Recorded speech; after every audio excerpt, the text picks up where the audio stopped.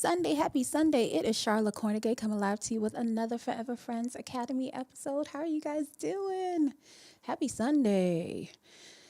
Let me introduce myself just in case I have someone new who's coming on, which I'd absolutely love. Oh my gosh, it's my nephew. Let me say hi to him first, though. Hey, Bobby, how are you? Appreciate you, appreciate you.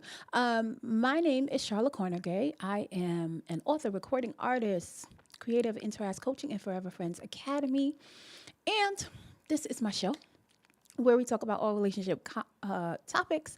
And my main aim is to help you love to your fullest capacity and develop relationships that last a lifetime. So simply, I want you to feel like if you come and listen to the show, engage, etc., or listen to the content, that it is a space that can help you experience and have better relationships. Point blank, simple. As they say, period. Right? That's it, right? So hopefully that's what you will gain from tonight's show. And I am a musical artist. So definitely if you want to check out any of my music, it's Sharla K with an S. Check out whatever, go to whatever music platform of your choice, Apple Music, Spotify, etc. And hopefully you'll find something that you like while I work, cook on some new music for you guys, cook up some new music. So let's get into tonight's episode. I'm not trying to keep you guys too long, so I want to dive right in. And before I do that, let me put out the link for anyone who wants to come on the show and talk to me screen to screen, which I absolutely love. But while I'm going to place that link there, I will put out the quote for tonight and let me know. And I don't know if it's really a quote. It doesn't feel, not that all quotes have to be poetic, but I do like when they are, And this one, I don't know. It just sounds like a plain statement, but I guess you guys can let me know, right? So the quote for tonight is, the relationship culture, or let's start it like this. The culture of your relationships should create systems that help you navigate the seasons that you're going through. So let me say that again because I feel like it's a mouthful. Your relationship, well, I'm saying it wrong again. Let me say it again. The culture of your relationships should create systems that help you navigate the seasons that your relationships go through. All right? Maybe I'll say that one more time. The culture of your relationships should create systems that help you navigate the seasons that your relationships will go through. So that is the quote for tonight. And my question for tonight for you guys is, do you know, or do you know what the difference is between a relationship culture, a relationship season, or a relationship system? So that is the question for tonight. So feel free, contemplate on it,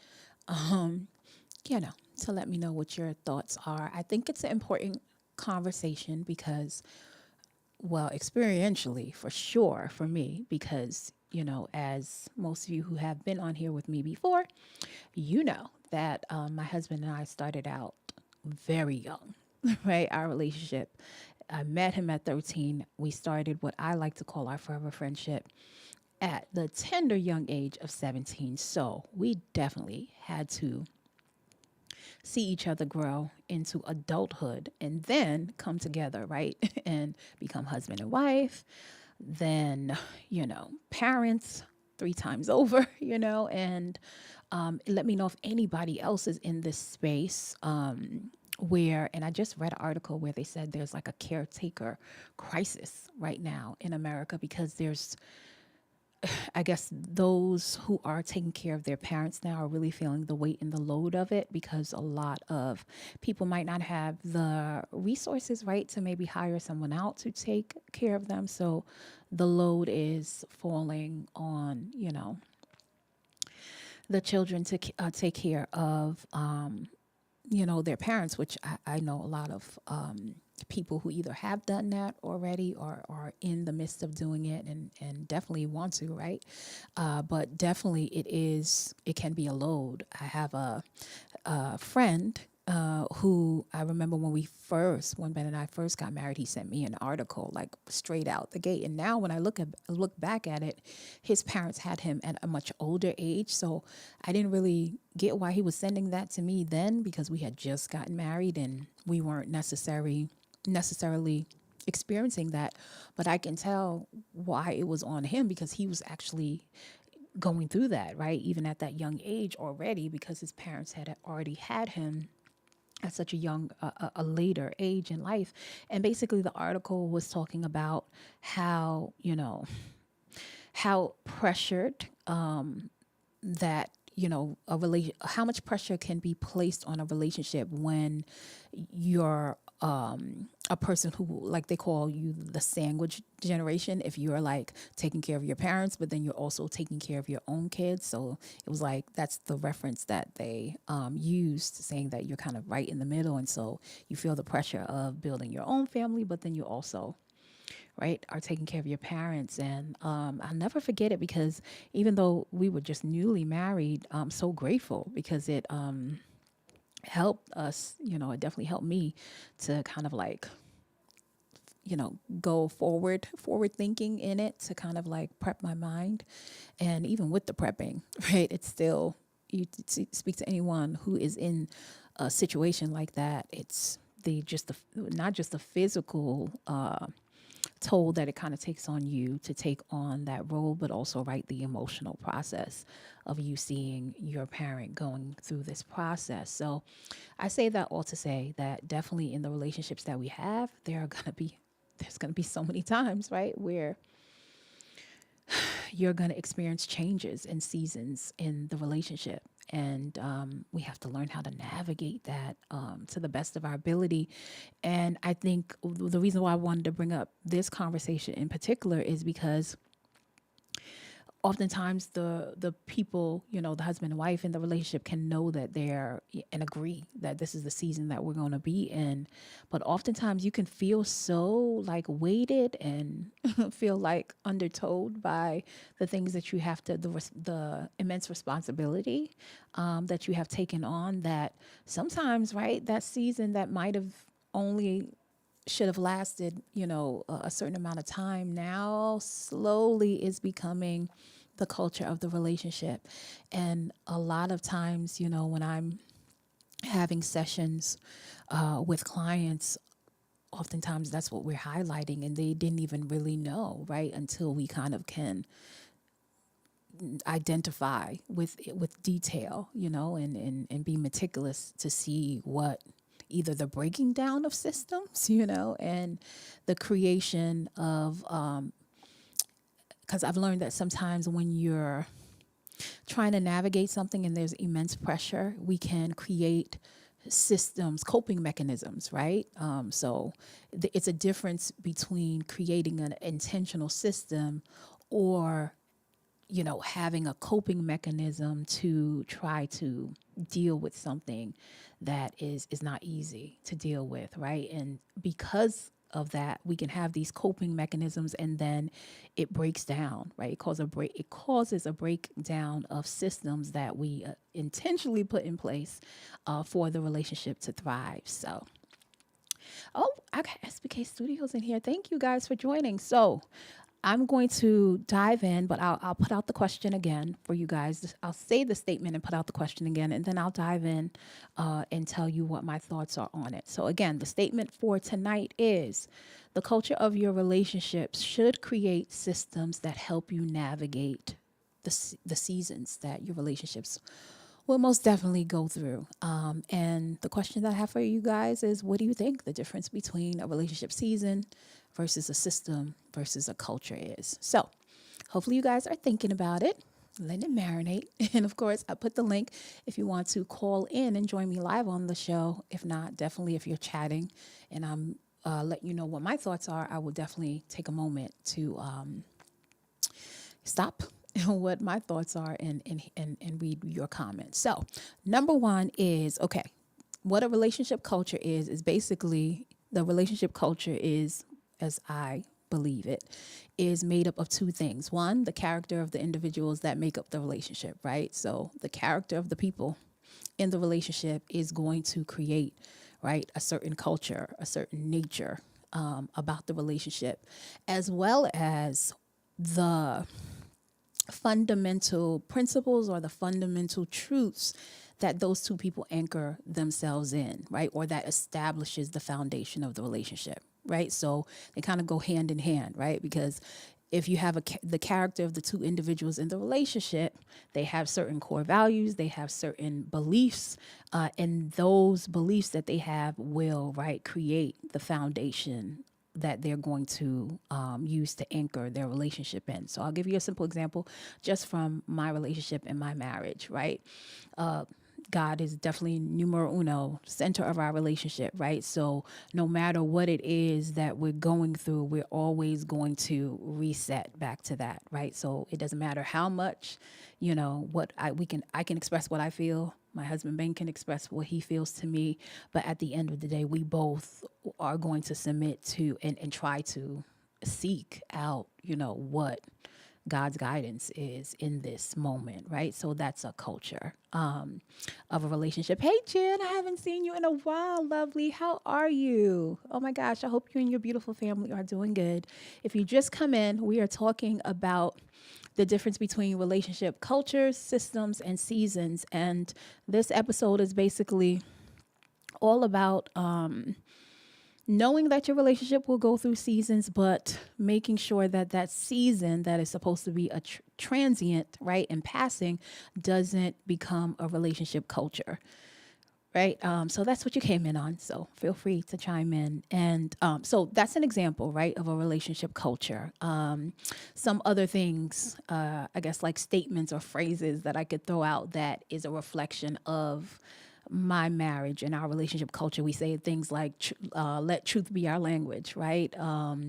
So no matter what, right, transparency, honesty, all of those things create the culture of the relationship. Another thing that can create the culture or is a part of a fundamental principle that we believe is that God is first, right? And then our family, and then all of the things that we do flow out of that. So those are some simple examples of a relationship culture. But again, relationship culture is made up of the character of the two individuals, right? Their nature in the relationship, and the fundamental truths and the principles that they anchor the relationship in. So that's a culture. Hey, oh my goodness, Natalie, how are you? Thank you for joining me, beautiful. Thank you. So that's a relationship culture. The relationship culture should create a relationship system. So systems are the behaviorisms, right? Like a person has a certain character, they have a certain nature, right? The actions that come out from them is the systems that are created, right? So another example, let me give you an example in that section. So a relationship system of minds in my household, we have a couple of them, all right? One is we pray together as a family, every night, even if like my husband's away or something like that, we'll call him on the phone for the most part. But we always pray with the children, before they go to bed, right? And so that is to keep us together, and get them definitely in the habit of giving God praise, giving gratitude, taking a moment out the day to acknowledge the things that they've been thankful for, or they acknowledge, or maybe things that they can lay on that's been pressing on their heart, things like that, right? Another one is you guys, most of you know who have been on here with me before. My husband's a producer, musician as well, and he's created lots of music, but there is one particular album that we play on repeat in our house. And I've done that since like the beginning of our marriage, and it just creates a nice peaceful atmosphere in the house. I've learned that definitely the things that you do, I know for other people, it might be like lighting candles, definitely the scent of the house, definitely the cleanliness, how clean the house is. All of those things create a certain atmosphere. And believe it or not, those are creating systems, because if you look at that as a system being created. Now, if there are issues or conflicts that come up, the environment literally, right, is almost like another I don't want to say another individual or person, but it offsets, right, how maybe heightened we can get with our frustrations, our anger, if the atmosphere is peaceful. And I think I heard this actually today, and I'll use this as an example because I think it'll make it clearer. I saw a reel of a therapist working out a session between a husband and wife, and the wife in the session was just so angry. She had a lot of things on her mind and her heart, and so like every time the husband would talk, she didn't even realize she was doing it, I don't think, but she was like cutting him off.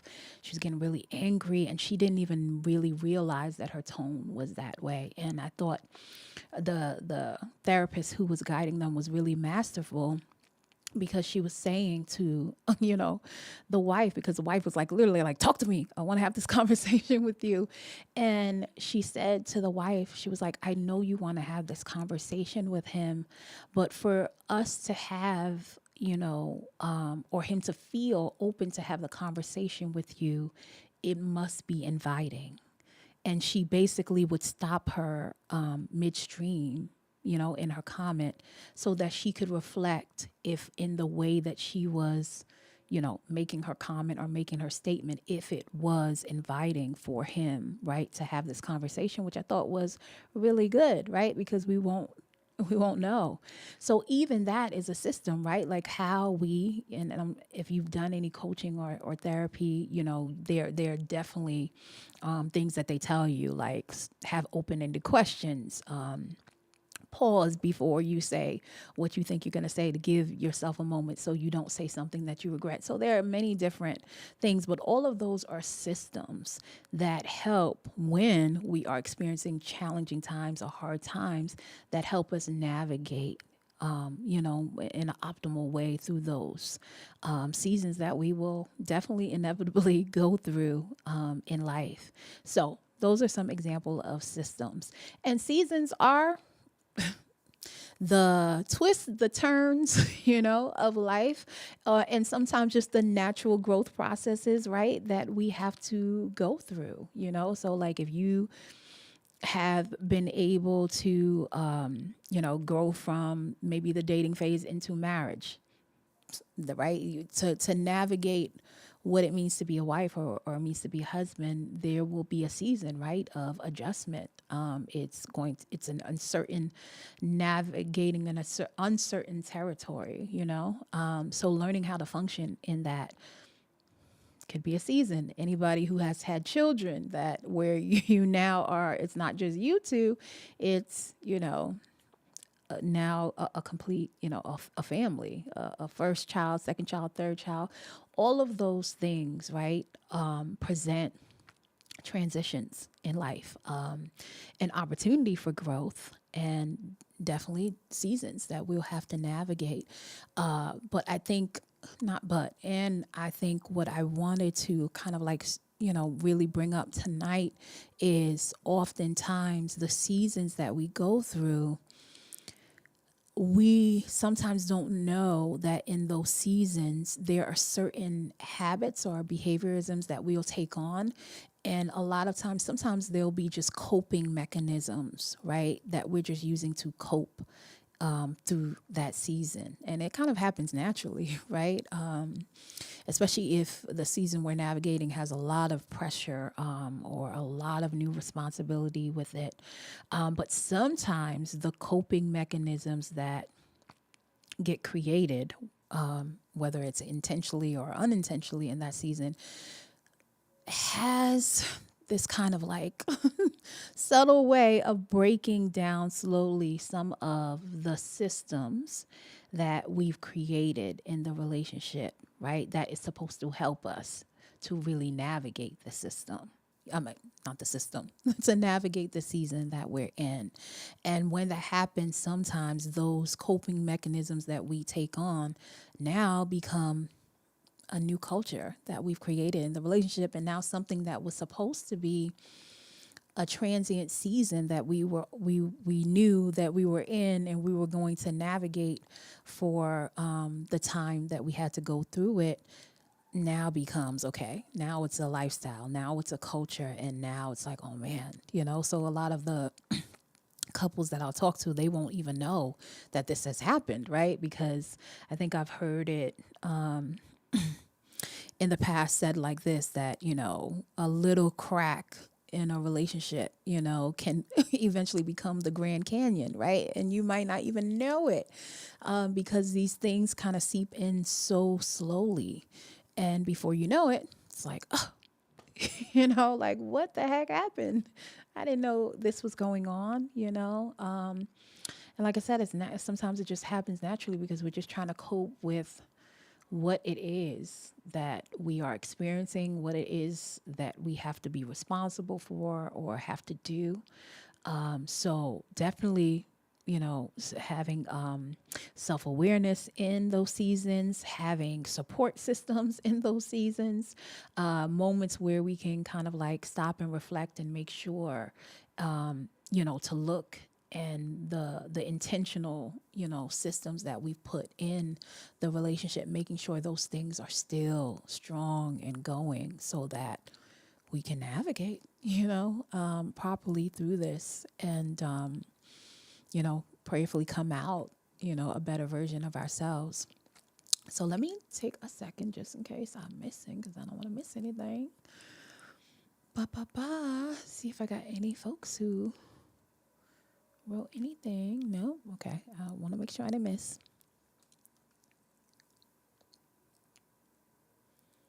Okay. All right. So I don't really want to go. I want to take my time. I want to see.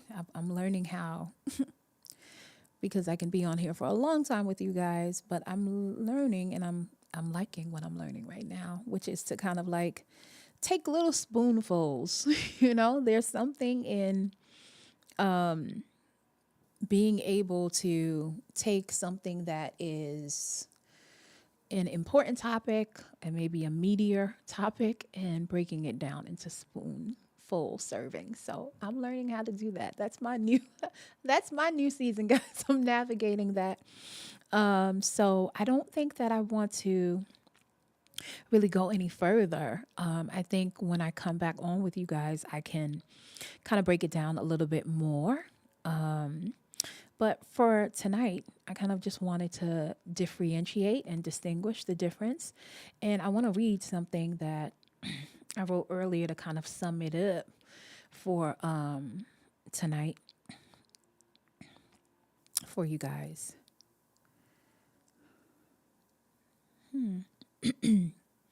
So let me read that, and then I'm going to probably hop off.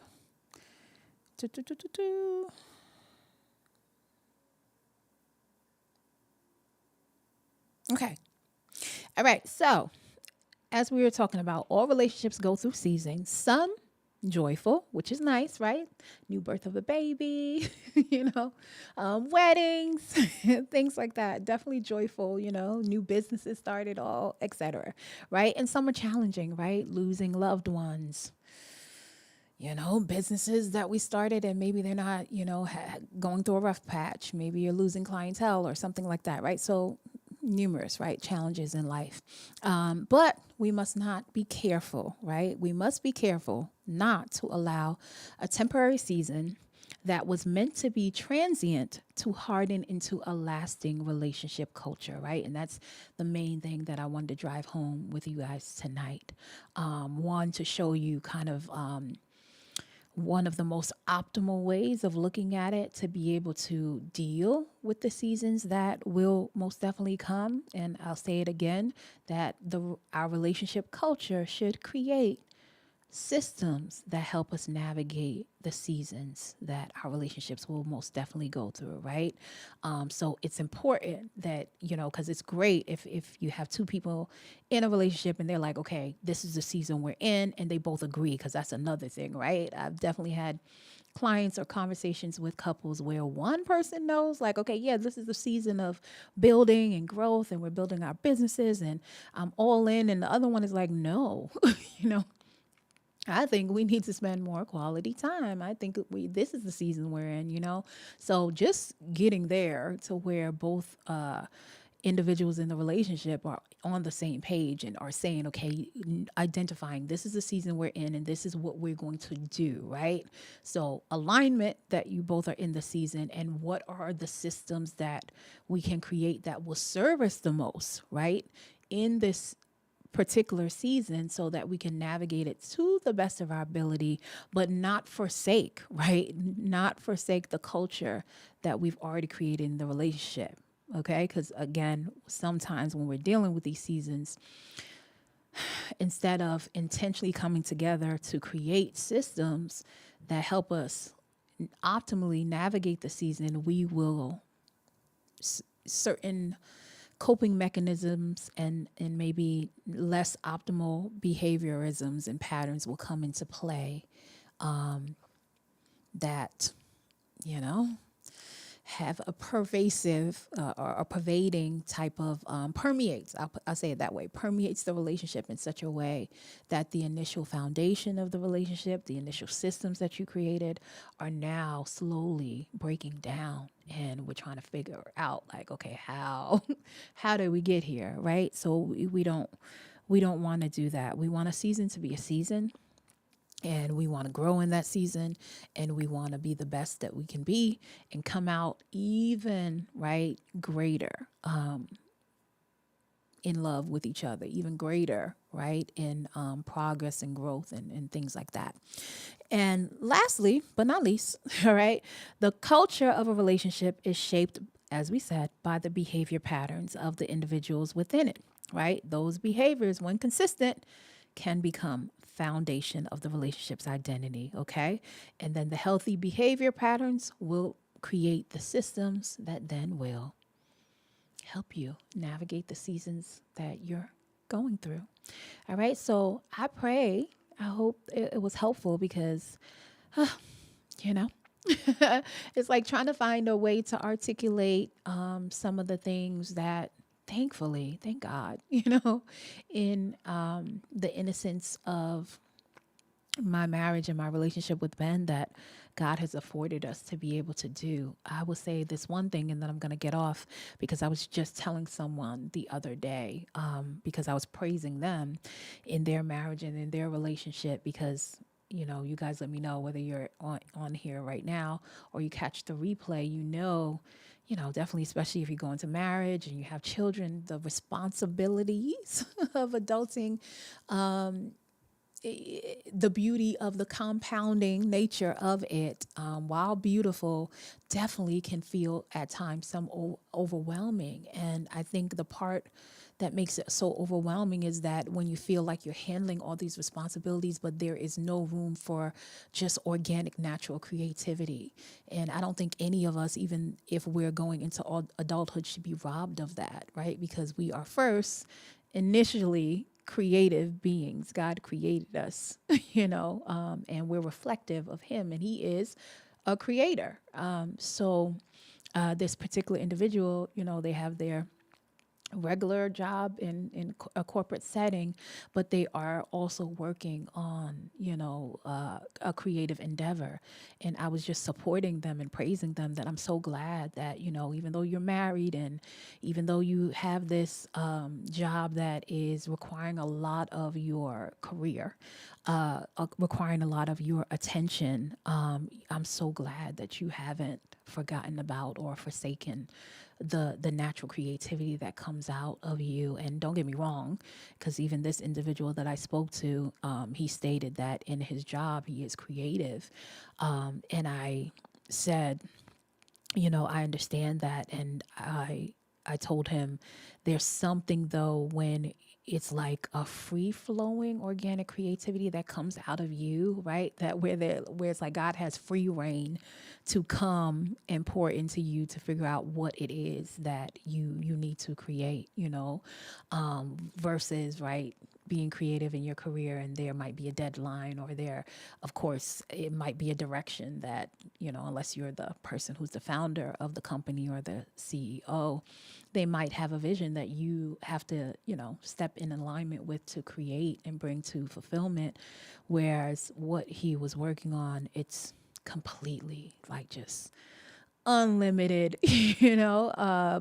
openness to get unlimited inspiration from God. And so I was telling him that's one of the things that I tell people all the time about Ben, in myself, our marriage, that I've found that no matter what the curveballs, no matter what curveballs came our way, no matter what challenges that we face, we always remained creative, you know, in like every way, whether it was the creation of our children or whether, definitely, you guys know, music, for me, writing books, just in so many ways. And so it really, really helped.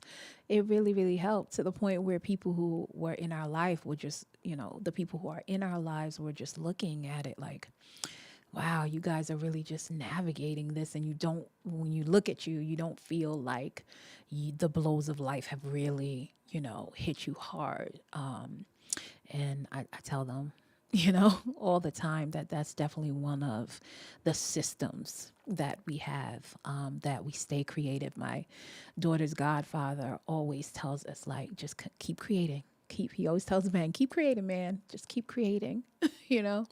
And I will say the same thing to you guys. Keep creating. That's one bona fide it's like a fundamental truth in a system all put together.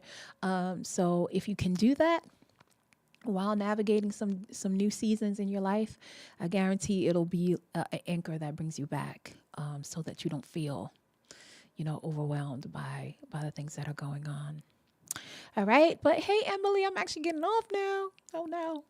But definitely you catch the replay. I so appreciate you, as always, for popping in. I'm making, the lives shorter now. Simplicity and, breaking down a lot of the things that I present into kind of small, biteable, yeah, small bites of information, because sometimes the concepts can be very concentrated. So, but I appreciate you popping in. Definitely. And you can always catch the replay. So if you heard anything that you liked today, definitely let me know. Definitely go to my YouTube channel, Forever Friends Academy. Definitely subscribe, like, spread, share, so the content can be, spread throughout the world for the people who need it. So I appreciate you, all of you who popped in. SBK Studios, Ali Socks, Jan Extraordinaire, of course, Emily, Natalie, my cousin all the way from Jamaica. That's it never gets old. Bobby, that the fact that I can, be on here and just connect with so many people all over the world. I think that's one of the best things that social media best gifts that social media has given us. So it never gets old for me. So I appreciate, no matter how much time you took in here, I always appreciate your time and your energy, because you could be anywhere else and you are not obligated to be with me. So I appreciate you guys, and I will be back on with you guys Thursday, God willing, God grace. I'll be on, okay? I will talk to you guys soon. Until next time, always remember to live to love freely. Bye.